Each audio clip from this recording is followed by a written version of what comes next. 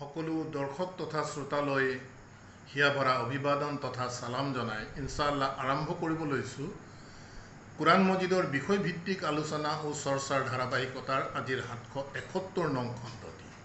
প্ৰিয় দৰ্শকবৃন্দ, আমাৰ আজিৰ যি চৰ্চা আপোনালোকৰ মাজত লৈ আনিব বিচাৰিছোঁ, সচৰাচৰ আমি দাঙি ধৰা চৰ্চাতকৈ কিছু ব্যতিক্ৰম হ'ব। যেহেতু ইতিমধ্যে আমি যিসমূহ কুৰাণৰ বিষয়বস্তু আপোনালোকৰ মাজত লৈ আনি চৰ্চা কৰিছোঁ, এটি বিশেষ বিষয়ৰ ওপৰত আমি চৰ্চা কৰি আহিছোঁ। কিন্তু আজিৰ আমাৰ এই খণ্ডটি হ'ব এটি প্ৰকৃততে জেনেৰেল ডিছকাশ্যন। ইয়াৰ বিষয়বস্তু আমি ল'ব বিচাৰি আছোঁ যে আৰবী ভাষা সন্দৰ্ভত। গতিকে আমি আশা ৰাখিম তথা আহ্বান জনাম যিসকল লোকে প্ৰকৃততে এনেধৰণৰ কথা বতৰাসমূহ জনাৰ বাবে ইচ্ছুক, আল্লাহৰ কিতাপ বুজাৰ বাবে ইচ্ছুক, আল্লাহৰ কথা বতৰাসমূহ মনাৰ বাবে ইচ্ছুক, তেনে লোকসকলেহে প্ৰকৃততে এই বিষয়বস্তুসমূহৰ ওপৰত গুৰুত্ব দিয়ক। আৰু আমি যি কথা বতৰাবোৰ, যি তথ্যসমূহ আপোনালোকৰ মাজত দাঙি ধৰিম বা ধৰি আহিছোঁ, তাৰ আমি সদায় কৈ আহিছোঁ যে কোনেও অন্ধ অনুসৰণ কৰিব নালাগে। আমাৰ কথা বতৰাবোৰ প্ৰকৃততে সত্য নে অসত্য সেই সন্দৰ্ভত আপোনালোকে নিজ বিবেকক প্ৰাধান্য দি নিজেও অধ্যয়ন কৰাৰ বাবে চেষ্টা কৰক। আৰু ইনশাআল্লাহ এনেধৰণৰ যিসকলে চেষ্টা কৰি আল্লাহৰ কিতাপৰ মাজলৈ সোমাবৰ বাবে মনে প্ৰাণে বিচাৰিব, তেনে লোককহে আল্লাহে প্ৰকৃততে চিৰাতাল মুস্তাকিমৰ পথত পৰিচালিত কৰিব। যি কি নহওক প্ৰিয় দৰ্শকবৃন্দ, আমাৰ যিহেতু আজিৰ আলোচ্য বিষয়টো লৈছোঁ আৰবী ভাষা সন্দৰ্ভত। আমি প্ৰত্যেকেই জানো যে আল্লাহৰ কিতাপ অৰ্থাৎ কুৰাণ মজিদ আৰবী ভাষাত লিখা হৈছে, বা আমি যিসকলে মক্কালৈ বা মদিনালৈ বা আৰবীয় দেশসমূহলৈ গৈছোঁ, তেখেতসকলেও আমি প্ৰত্যক্ষ কৰিছোঁ যে তাৰ লোকসকলে এটি বিশেষ ভাষাত কথা পাতে। সেই ভাষাটোৰ নাম হৈছে আৰবী। এতিয়া এই আৰবী ভাষাৰ কিছু তথ্য আমি আপোনালোকৰ মাজত দাঙি ধৰিব বিচাৰিছোঁ, যিসমূহ তথ্য হয়তো সাধাৰণ মানুহৰ সকলোৱে নাজানে।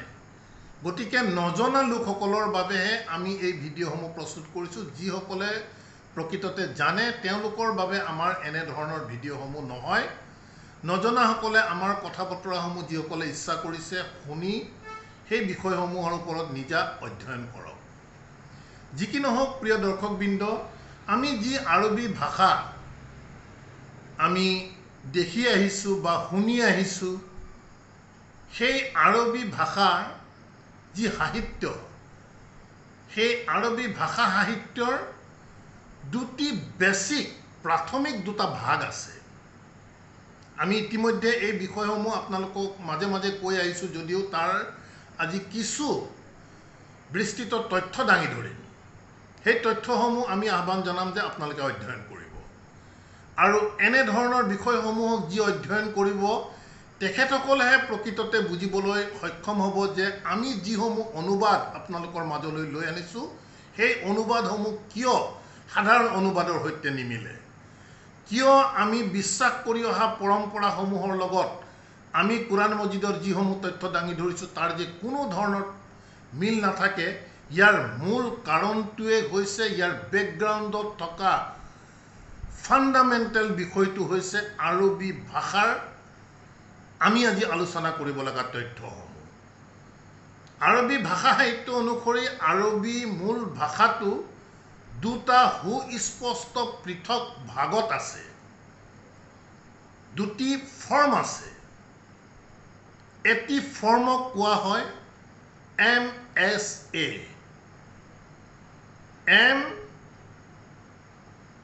MSA অৰ্থাৎ মডাৰ্ণ ষ্টেণ্ডাৰ্ড এৰেবিক, আৰু দ্বিতীয় ভাগটি হৈছে CA বুলি কয়, অৰ্থাৎ ক্লাছিকেল এৰেবিক। গতিকে আৰবী ভাষাৰ এই দুটি পৃথক ভাগ সন্দৰ্ভত আমি কিছু চৰ্চা কৰাৰ চেষ্টা কৰিম। মূলত আৰবী ভাষাত দুটাৰ ভিন্ন ফৰ্ম আছে। এটি ফৰ্মক MSA বুলি কয়, মডাৰ্ণ ষ্টেণ্ডাৰ্ড এৰেবিক, আৰু আনটো ফৰ্মক কয় CA বা ক্লাছিকেল এৰেবিক। এতিয়া মডাৰ্ণ স্ট্যান্ডাৰ্ড এৰেবিকটো কি আৰু ক্লাছিকেল এৰেবিকটো কি মডাৰ্ণ স্ট্যান্ডাৰ্ড এৰেবিক আৰু ক্লাছিকেল এৰেবিকৰ মাজত মূল পাৰ্থক্যসমূহ কি আছে এই দিশটো আজি আমি আলোচনা কৰিব বিচাৰিছো প্ৰিয় দৰ্শকবৃন্দ ই খুব গুৰুত্বপূৰ্ণ এটি বিষয় যেহেতু এই বিষয়টি যদি আমি প্ৰকৃত অৰ্থত বুজিবলৈ সক্ষম নহওঁ তেন্তে কুৰাণ মজিদৰ আমি যিসমূহ ব্যতিক্ৰমী অনুবাদ আপোনালোকে পাই আহিছে সেই ব্যতিক্ৰমী অনুবাদৰ মূল কাৰক কি কাৰণত ব্যতিক্ৰম হৈছে সেই দিশটো কোনেও বুজি নাপাব গতিকে মডাৰ্ণ স্ট্যান্ডাৰ্ড এৰেবিক ভাষাটো হৈছে বিশ্বৰ সকলোবোৰ আৰবীয় দেশতেই ই এক বহুল প্ৰচলিত ভাষা আমি আহ্বান জনাম প্ৰিয় দৰ্শকবৃন্দ আমাৰ প্ৰত্যেকটো শব্দ যাতে আপোনালোকে ইচ্ছুক যিসকল তেওঁলোকে মন দি শুনক প্ৰথমতে আমি আপোনালোকৰ মাজত ডিসকাশন আনিছো যে আৰবীৰ ভাষাৰ দুটি স্পষ্ট ফৰ্ম আছে বা ভাগ আছে এটি হৈছে মডাৰ্ণ স্ট্যান্ডাৰ্ড এৰেবিক আৰু এটা হৈছে ক্লাছিকেল এৰেবিক এটা মডাৰ্ণ স্ট্যান্ডাৰ্ড এৰেবিকটো কি সেই বিষয়ে আমি কিছু চৰ্চা কৰিবলৈ আগবাঢ়িছো আৰু সেই অনুসৰি মডাৰ্ণ স্ট্যান্ডাৰ্ড এৰেবিকটো হৈছে বিশ্বৰ যিমানবোৰ আৰব কান্ট্ৰি আছে এই প্ৰত্যেকখন আৰব কান্ট্ৰিতে এটি বহুল প্ৰচলিত ভাষা মডাৰ্ণ স্ট্যান্ডাৰ্ড এৰেবিক বা মডাৰ্ণ এৰেবিকে সদায় প্ৰাধান্য লাভ কৰি আহিছে আৰবীয় দেশসমূহত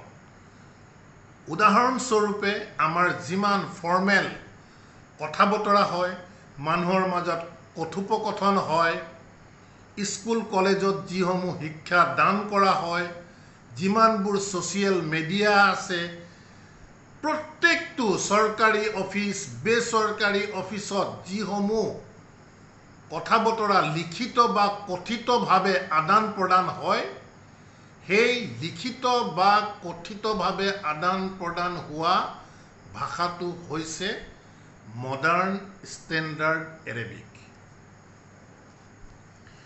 গতিকে মডাৰ্ণ স্ট্যান্ডাৰ্ড এৰেবিক বা মডাৰ্ণ এৰেবিকৰে প্ৰাধান্য আৰবীয় দেশসমূহত চাৰিওফালে আটাইতকৈ বেছি প্ৰাধান্য লাভ কৰিছে প্ৰত্যেকটো ক্ষেত্ৰতে মানুহৰ মাজত কথা বতৰাৰ ক্ষেত্ৰতে হোক অফিচিয়েল ক্ষেত্ৰতে হোক সকলোবোৰ দিশতে এই মডাৰ্ণ স্ট্যান্ডাৰ্ড এৰেবিক ভাষাটো প্ৰচলিত হৈ আছে প্ৰাধান্য লাভ কৰি আছে এতিয়া কথা হৈছে আৰবীয় দেশৰ লোকসকলে তেওঁলোকৰ প্ৰত্যেকৰে নিজা নিজা এটি ভাষা আছে লোকেল ল্যাঙ্গুৱেজ যিবোৰ ডায়ালেক্টছবোৰ আছে তেনে ধৰণৰ আৰবীয় দেশসমূহৰ প্ৰত্যেকৰে নিজা নিজা কিন্তু লোকেল ল্যাঙ্গুৱেজ আছে সেই ল্যাঙ্গুৱেজতে তেওঁলোকে কথা বতৰা আদান প্ৰদান কৰে যদিও এই মডাৰ্ণ স্ট্যান্ডাৰ্ড এৰেবিকটো লিখাৰ ক্ষেত্ৰত অফিচিয়েলৰ ক্ষেত্ৰত বা বুজাৰ ক্ষেত্ৰত প্ৰত্যেকেই বুজি পায় যদিও তেওঁলোকৰ নিজাববীয়াকৈ কিছু স্থান বিশেষে লোকেল ডায়ালেক্টছবোৰ আছে লোকেল ভাষাবোৰ আছে সেইবোৰ সচৰাচৰ তেওঁলোকে ব্যৱহাৰ কৰে যদিও অফিচিয়েলৰ ক্ষেত্ৰত সদায় মডাৰ্ণ স্ট্যান্ডাৰ্ড এৰেবিকটোৱে ব্যৱহাৰ কৰা হয় এতিয়া কথা হৈছে যে আমাৰ দৈনন্দিন ব্যৱহাৰৰ প্ৰত্যেকটো দিশতেই মডাৰ্ণ স্ট্যান্ডাৰ্ড এৰেবিক ভাষাটোৱে সদায় প্ৰভাৱ বিস্তাৰ কৰিছে এতিয়া এই মডাৰ্ণ স্ট্যান্ডাৰ্ড এৰেবিকৰ যিসমূহ বৈশিষ্ট্য বা কি ফিচাৰ্ছবোৰ যদি আমি লক্ষ্য কৰোঁ তেন্তে আমি দেখিম যে শব্দ ভাণ্ডাৰৰ দিশটো অধ্যয়ন কৰিলে দেখা যায় যে সচৰাচৰ বা পৰম্পৰাগতভাৱে চলি অহা প্ৰতিটো শব্দৰ সদায় সহজ অৰ্থবোৰহে এই মডাৰ্ণ এৰেবিকত ব্যৱহাৰ হয় অৰ্থাৎ কথাটো হৈছে এনে ধৰণৰ মডাৰ্ণ এৰেবিকৰ যি শব্দকোষ আছে যি শব্দ ভাণ্ডাৰ আছে সেই শব্দ ভাণ্ডাৰত যিসমূহ শব্দ ব্যৱহাৰ হয় সেই শব্দসমূহ আমাৰ সচৰাচৰ ব্যৱহাৰ হৈ থকা ফাণ্ডামেণ্টেল শব্দবোৰে সদায় মডাৰ্ণ এৰেবিকত ব্যৱহাৰ হয়। ইয়াৰ ব্যৱহাৰ কিন্তু মন কৰিবলগীয়া তথা অতি গুৰুত্বপূৰ্ণ দিশটো হৈছে যে যুগৰ সৈতে নতুন নতুন শব্দ কিন্তু আহি থাকে। In case of modern standard Arabic, যুগৰ সৈতে ভাষাৰ পৰিৱৰ্তন হয়, সকলো ভাষাৰে পৰিৱৰ্তন হয় যুগৰ সৈতে। ঠিক তেনেধৰণে মডাৰ্ণ ষ্টেণ্ডাৰ্ড এৰেবিকৰো যুগৰ সৈতে ভাষাৰ পৰিৱৰ্তন হয়, শব্দ বিন্যাসৰ পৰিৱৰ্তন হয়, নতুন নতুন শব্দৰ সৃষ্টি হয় ইত্যাদি বিষয়বোৰ মডাৰ্ণ ষ্টেণ্ডাৰ্ড এৰেবিকৰ ক্ষেত্ৰত হয়। প্ৰতিটো শব্দৰ অৰ্থসমূহ, এই দিশটো আটাইতকৈ গুৰুত্বপূৰ্ণ। প্ৰতিটো মডাৰ্ণ ষ্টেণ্ডাৰ্ড এৰেবিক আমি ডিছকাছ কৰি আছোঁ, ইয়াৰ প্ৰতিটো শব্দৰ অৰ্থ স্বাভাৱিকভাৱে বা পৰম্পৰাগতভাৱে যি অৰ্থ এটি শব্দই কৈছে সেই অৰ্থই মডাৰ্ণ এৰেবিকত সদায় ব্যৱহাৰ কৰে। মই পুনৰ কৈছোঁ, শব্দৰ ক্ষেত্ৰত বা শাব্দিক অৰ্থৰ ক্ষেত্ৰত মডাৰ্ণ এৰেবিকত পৰম্পৰাগতভাৱে চলি অহা কোনো এটি বিশেষ শব্দৰ যি অৰ্থ বুজায় সেই বুজটোৱেই মডাৰ্ণ এৰেবিকত পৰম্পৰাগতভাৱে সদায় একেটি অৰ্থই চলি আহি আছে। শব্দৰ পৰিৱৰ্তন হয়, কিন্তু ভেৰি কমনলি এটি শব্দ কোৱাৰ লগে লগে তাৰ অৰ্থ মানুহে যি বুজিব সেই অৰ্থই পৰম্পৰাগতভাৱে চলি আহিছে। আমি ইনশাআল্লাহ উদাহৰণ যেতিয়া দিম এই কথা বতৰাবোৰ ক্লিয়াৰ হ'ব। ইয়াৰ কমন ডিকশ্যনেৰী আছে। সেই কমন ডিকশ্যনেৰী বিষয়টো কি? ডিকশ্যনেৰী মানুহৰে সৃষ্টি। গতিকে মডাৰ্ণ এৰেবিকৰ যিসমূহ ডিকশ্যনেৰী আছে তাৰ শব্দৰ অৰ্থসমূহ আমি যিহেতু কৈছোঁ পৰম্পৰাগতভাৱে মানুহে বুজি পোৱা এটি শব্দৰ যি অৰ্থ সেই অৰ্থই সদায় মডাৰ্ণ এৰেবিকৰ ডিকশ্যনেৰীত ব্যৱহাৰ কৰা হয়। আৰু ইয়াৰ যি গ্ৰামাৰ, মডাৰ্ণ ষ্টেণ্ডাৰ্ড এৰেবিকৰ যি গ্ৰামাৰ, ই খুব চিম্পল গ্ৰামাৰ হয়। আৰু এই গ্ৰামাৰ সি ডিপেণ্ড কৰে ক্লাছিকেল এৰেবিকৰ ওপৰত। ক্লাছিকেল এৰেবিক কি সেই দিশটো আমি আহিম, মডাৰ্ণ এৰেবিক আমি এতিয়া ডিছকাছ কৰি আছোঁ। গতিকে মডাৰ্ণ এৰেবিকৰ যি গ্ৰামাৰ সেই গ্ৰামাৰ সদায় বেছড অন ক্লাছিকেল এৰেবিক হয়। কিন্তু মডাৰ্ণ এৰেবিকৰ গ্ৰামাৰটো হৈছে খুব চিম্প্লিফাইড গ্ৰামাৰ, অতি সহজতে মানুহক বুজাব পৰা বা বুজিব পৰা। আন এটি ইয়াৰ বৈশিষ্ট্য হৈছে মডাৰ্ণ ষ্টেণ্ডাৰ্ড এৰেবিকৰ যি প্ৰনাউন্সিয়েশ্যন, এই প্ৰনাউন্সিয়েশ্যনটো ষ্টেণ্ডাৰ্ড কৰা থাকে। ষ্টেণ্ডাৰ্ড কৰা থাকে অৰ্থ হৈছে আমি যিসমূহ শিকি আহিছোঁ, শুনি আহিছোঁ যে এটি ষ্টেণ্ডাৰ্ড, যে আইন বুলি কোৱাৰ লগে লগে আমি কেনেকৈ ক'ব লাগিব, কাফ, কফ, গাইন, এই যিবোৰ আমাক আমাৰ মাদ্ৰাছা শিক্ষাত যিসমূহ বিষয়ৰ ওপৰত হাইলি ফ'কাছ কৰা যায় প্ৰনাউন্সিয়েশ্যনৰ ক্ষেত্ৰত, এই প্ৰনাউন্সিয়েশ্যনৰ দিশটো মডাৰ্ণ ষ্টেণ্ডাৰ্ড এৰেবিকে এটি ষ্টেণ্ডাৰ্ড কৰি ফিক্স কৰি দিছে যে কোনটো এলফাবেটৰ কেনেধৰণৰ প্ৰনাউন্সিয়েশ্যন হ'ব লাগিব। গতিকে প্ৰনাউন্সিয়েশ্যনৰ দিশটো মডাৰ্ণ ষ্টেণ্ডাৰ্ড এৰেবিকে ষ্টেণ্ডাৰ্ড কৰি দিছে আৰু সেই অনুসৰিয়ে সদায় গুৰুত্ব সহকাৰে তেনে উচ্চাৰণেৰে আমি শব্দসমূহ উচ্চাৰণ কৰাটো বাধ্যতামূলক according to the modern standard Arabic. গতিকে মডাৰ্ণ ষ্টেণ্ডাৰ্ড এৰেবিকৰ প্ৰনাউন্সিয়েশ্যনক হাই ফ'কাছ কৰা যায়।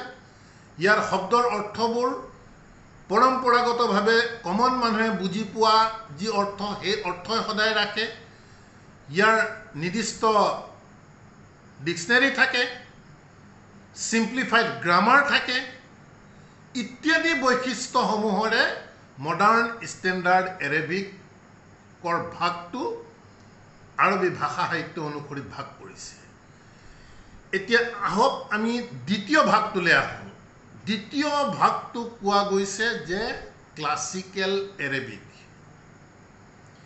এতিয়া এই ক্লাছিকেল এৰেবিকটো হৈছে একেবাৰে প্ৰাচীন যুগৰ এনচিয়েণ্ট ভাষা। গতিকে আৰবীয় ভাষা সাহিত্যৰ আটাইতকৈ পুৰণি ফৰ্মৰ ভাগটোৱে হৈছে ক্লাছিকেল এৰেবিক। মডাৰ্ণটো হৈছে মডাৰ্ণ শব্দই ইয়াৰ অৰ্থ প্ৰকাশ কৰে, একেবাৰে আপডেট হৈ থাকে। যুগৰ লগত শব্দ সৃষ্টি হয়, পৰিৱৰ্তন হয়, অৰ্থ পৰম্পৰাগতভাৱে যি চলি আহিব এটি শব্দৰ সেই অৰ্থকে সদায় গ্ৰহণ কৰে, এনেধৰণৰ হয় মডাৰ্ণ। কিন্তু ক্লাছিকেল এৰেবিকটো হৈছে একেবাৰে এনচিয়েণ্ট, প্ৰাচীন ভাষা আৰবীৰ ক্ষেত্ৰত। নৰ্মেল কথা বতৰা বা সাধাৰণ ব্যৱহাৰিক দিশবোৰত ক্লাছিকেল এৰেবিকৰ ব্যৱহাৰ সাধাৰণতে কৰা নহয়, মন কৰিব। আৰবীয় দেশসমূহত যি নৰ্মেল কমিউনিকেশ্যন হয়, অফিচিয়েল যিটো এৰেবিক লেংগুৱেজ লিখে, সেই লেংগুৱেজ কথা বতৰা আদান প্ৰদানৰ ক্ষেত্ৰত সদায় মডাৰ্ণ এৰেবিক ব্যৱহাৰ হয়। ক্লাছিকেল এৰেবিকৰ দিশটো কিন্তু সাধাৰণতে কমন বিষয়বোৰত ব্যৱহৃত নহয়। এতিয়া মন কৰিবলগীয়া কথা যে আল্লাহৰ কিতাপ কুৰাণ মজিদৰ যি আৰবী ভাষা, সেই ভাষা হৈছে কিন্তু ক্লাছিকেল এৰেবিক। আমাৰ চৰ্চাৰ মূল উদ্দেশ্যটোৱে হৈছে, আজিৰ ফ'কাছ কৰাৰ দিশটো হৈছে, কিয় আমি এই পাৰ্থক্যসমূহ আপোনালোকৰ মাজত চৰ্চা কৰিছোঁ, যিহেতু আল্লাহৰ কিতাপ কুৰাণ মজিদ মডাৰ্ণ ষ্টেণ্ডাৰ্ড এৰেবিকত নাই, ই আছে ক্লাছিকেল এৰেবিকত। যিহেতু ই এক প্ৰাচীন কিতাপ হয়, এনচিয়েণ্ট বুক, সেইবাবেই আল্লাহৰ কিতাপ ক্লাছিকেল এৰেবিকত আছে। মন কৰিব, আল্লাহৰ কিতাপ কুৰাণ মজিদ বা আৰ্লি ইছলামিক যিসমূহ টেক্সট আছিলে, পুৰণি যুগৰ যিবোৰ ইছলামিক টেক্সট, সদায় ক্লাছিকেল এৰেবিকত বিচাৰি পোৱা যায়। প্ৰাচীন হয় বিষয়টো, এনচিয়েণ্ট বিষয় হয়। সেইবাবে যিবোৰ প্ৰাচীন টেক্সট বুক আছে, সেই টেক্সট বুকবোৰ ক্লাছিকেল এৰেবিকত থাকে। মডাৰ্ণ ষ্টেণ্ডাৰ্ড এৰেবিকৰ দৰে ইয়াৰ শব্দাৰ্থসমূহ সময়ৰ সৈতে পৰিৱৰ্তন নহয়। মন কৰিব, প্ৰাচীন যুগতে এটি শব্দক যেনেধৰণে তাক অৰ্থ লোৱা গৈছিলে, সেই অৰ্থই সদায় চলি আহি থাকে। নতুন কোনো শব্দৰ গঠন নহয়, সৃষ্টি নহয়। এই দিশবোৰ কিন্তু মন কৰিব লগা, যিটো মডাৰ্ণ এৰেবিকৰ ক্ষেত্ৰত হয়। এতিয়া ক্লাছিকেল এৰেবিকৰ যদি আমি বৈশিষ্ট্য মডাৰ্ণ এৰেবিকৰ দৰে চাওঁ বা কি ফিচাৰ্ছবোৰ চাওঁ, তেন্তে মন কৰিবলগীয়া বিষয় কি হৈছে, ক্লাছিকেল এৰেবিকৰ এক নিৰ্দিষ্ট ইউনিক গ্ৰামাৰ আছে। এক নিৰ্দিষ্ট গ্ৰামাৰ আছে। ক্লাছিকেল এৰেবিকৰ লেংগুৱেজৰ শব্দাৰ্থৰ বাবে ডিক্সনেৰী উপলব্ধ যদিও শব্দবোৰৰ অৰ্থ কুৰাণৰ পৰাই পিক আপ কৰা গৈছে। গতিকে ক্লাছিকেল এৰেবিকৰ যি ডিক্সনেৰী, যি শব্দাৰ্থ, সি প্ৰকৃততে কুৰাণৰ পৰাই পিক কৰি লোৱা বিষয় হয়। তাৰ অৰ্থ কুৰাণৰ পৰাই পিক কৰা হয়, আৰু কুৰাণৰ প্ৰসংগৰ সৈতে সেই বিশেষ শব্দটোৱে যি অৰ্থ প্ৰকাশ কৰিছে, সেই অৰ্থই ইয়াৰ প্ৰকৃত অৰ্থ, বাস্তৱ অৰ্থ। সচৰাচৰ ব্যৱহাৰিক দিশত যদিও ইয়াৰ প্ৰয়োগ তুলনামূলকভাৱে খুবেই কম, তথাপিও ভাষাবিদসকলে ইয়াৰ ওপৰত কিন্তু যথেষ্ট অধ্যয়ন তথা গৱেষণা সদায় চলি আছে, যিহেতু এটি পুৰণি ভাষা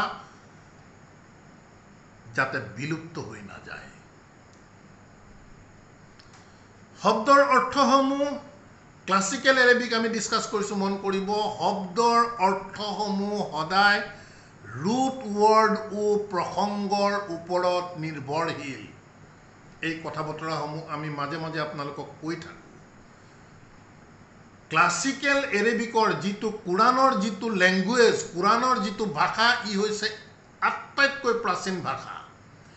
এই প্ৰাচীন ভাষাৰ শব্দৰ অৰ্থ সদায় ৰুট ৱৰ্ড বেছড হয়। ৰুট ৱৰ্ড অৰ্থাৎ তাৰ মূল 3টা আখৰৰ ওপৰত বেছ কৰি তাৰ অসংখ্য ডেৰিভেটিভ ওলায়। এই 3টা আখৰক ফা কলিমা, আইন কলিমা আৰু লাম কলিমা বুলি কোৱা হয়। বা ফাৰ্ষ্ট ৰেডিকেল, ছেকেণ্ড ৰেডিকেল বা থাৰ্ড ৰেডিকেল বুলি কয়। ইয়াৰ ওপৰত বেছ কৰিয়ে মূল এই তিনিটা ৰুট ৱৰ্ডৰ ওপৰত ক্লাছিকেল এৰেবিকৰ শব্দ অৰ্থ প্ৰকাশ হয়, আৰু ইয়াৰ পৰা যিমান ডেৰিভেটিভছ ওলায় তাৰ অৰ্থবোৰ কিন্তু 360 ডিগ্ৰী এংগুলত ঘূৰি নাযায়, অৰ্থাৎ একেবাৰে সম্পূৰ্ণ ওলোটা হৈ নাযায়। কিবা প্ৰকাৰে ইটোৰ লগত সিটোৰ মূল ৰুটৰ লগত তাৰ এটি ৰিলেশ্যন থাকে, সম্পূৰ্ণ এটি বিপৰীত অৰ্থ কেতিয়াও প্ৰকাশ নকৰে। এই দিশবোৰ আমি বুজিব লাগিব। শব্দৰ যিটো ক্লাছিকেল এৰেবিকৰ শব্দবোৰ হৈছে কেছ এণ্ডিং। কেছ এণ্ডিং বুলি কোৱাৰ লগে লগে হয়তো সকলোৱে বুজি নাপাব পাৰে, এটি শব্দৰ যিটো শেষৰ আখৰ থাকে, এটি বিশেষ শব্দৰ লাষ্টৰ যিটো এলফাবেট থাকে, সেই এলফাবেটৰ ওপৰত যিবোৰ ভাৱেল চাইন, অৰ্থাৎ আমি সাধাৰণতে যাক জেৰ জবৰ পেছ বুলি কওঁ, এইবোৰ ভাৱেল চাইন হয়।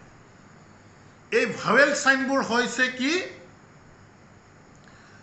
নমিনেটিভ, জেনেটিভ আৰু একুইজিটিভ হয়, অৰ্থাৎ আৰবিক যাক মাৰফু, মজৰুৰ আৰু মনসুব বুলি কয়।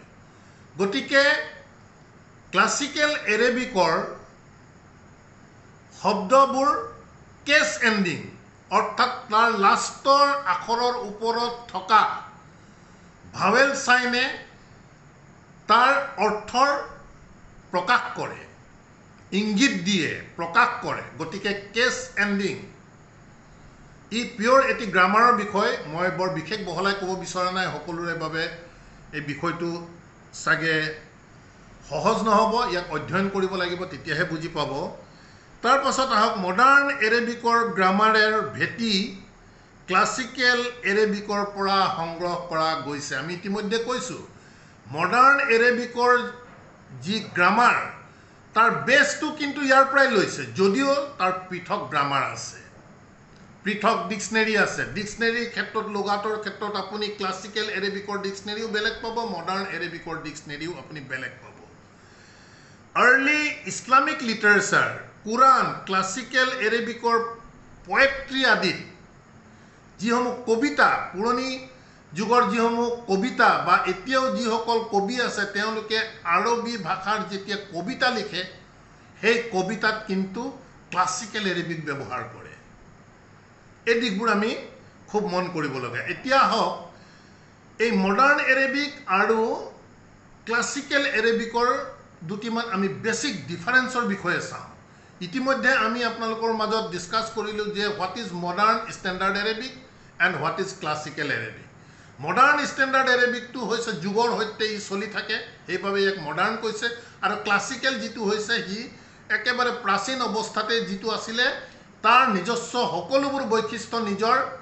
তাৰ গ্ৰামাৰৰ বিষয়ে আমি ক'লোঁ, কেনেধৰণৰ ই ডিপেণ্ডেণ্ট হয়, ইত্যাদি বিষয়সমূহ আমি আপোনালোকৰ আগত দাঙি ধৰাৰ চেষ্টা কৰিলোঁ। এতিয়া আহক আমি দুটিমান ইয়াৰ পাৰ্থক্য চাওঁ। শব্দগত দিশৰ পৰা মডাৰ্ণ এৰেবিকৰ শব্দৰ অৰ্থসমূহ পৰম্পৰাগতভাৱে সচৰাচৰ ব্যৱহৃত অৰ্থসমূহে প্ৰাধান্য দিয়া হয়। মডাৰ্ণ এৰেবিকত শব্দৰ অৰ্থবোৰ আমি যিবোৰ মিনিং থাকে, সেই কমন মিনিঙকে সদায় প্ৰাধান্য দিয়ে in case of modern standard এৰেবিক।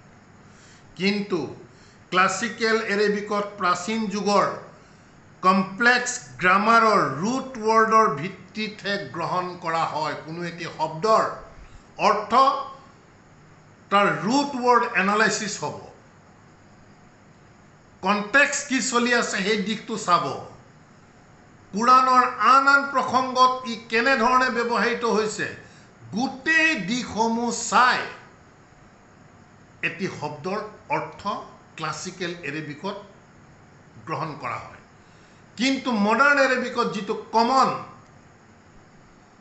অৰ্থ, সাধাৰণভাৱে মানুহে ক'লেই বুজি পায়, সেই অৰ্থই সদায় মডাৰ্ণ এৰেবিকত লয়। উদাহৰণ দুটামান দিম, ইনশাআল্লাহ আপোনালোকৰ ক্লিয়াৰ হ'ব। গতিকে ক্লাছিকেল এৰেবিকৰ এটি কমপ্লেক্স গ্ৰামাৰ থাকে, মডাৰ্ণ এৰেবিকৰ গ্ৰামাৰ কিন্তু চিম্পল গ্ৰামাৰ। আৰু কমপ্লেক্স এইবাবেই কৈছে যিহেতু root word analysis, case ending, মাৰফু, মানসুব মাজৰুৰ ইত্যাদি বিষয়সমূহ আমি গোটেই বিষয়বোৰ আমি এনালাইসিস কৰিব লাগিব এটি শব্দ বা এটি ডেৰিভেটিভৰ অৰ্থ বিচাৰিবলৈ হ'লে হেহে সমাজৰ প্ৰচলিত সাধাৰণ অৰ্থৰ সৈতে ক্লাসিক্যাল এৰেবিৰ অৰ্থৰ যথেষ্ট পাৰ্থক্য দেখিবলৈ পোৱা যায় The most important বিষয় হৈছে সাধাৰণ প্ৰচলিত অৰ্থৰ সৈতে ক্লাসিক্যাল এৰেবিকৰ যেতিয়া আমি ৰুট এনালাইসিস কৰি আমি অৰ্থ উলিয়াম তেতিয়া মডাৰ্ণ এৰেবিকৰ এটি বিশেষ শব্দৰ যি অৰ্থ ক্লাসিক্যাল এৰেবিকৰ অৰ্থ কিন্তু পৃথক হৈ পৰে বহুতো এনেকুৱা উদাহৰণ আছে মডাৰ্ণ স্ট্যান্ডাৰ্ড এৰেবিকত ভোকেবুলাৰি অৰ্থাৎ শব্দকোষ মডাৰ্ণ টাৰ্মছৰ ওপৰত ভিত্তি কৰি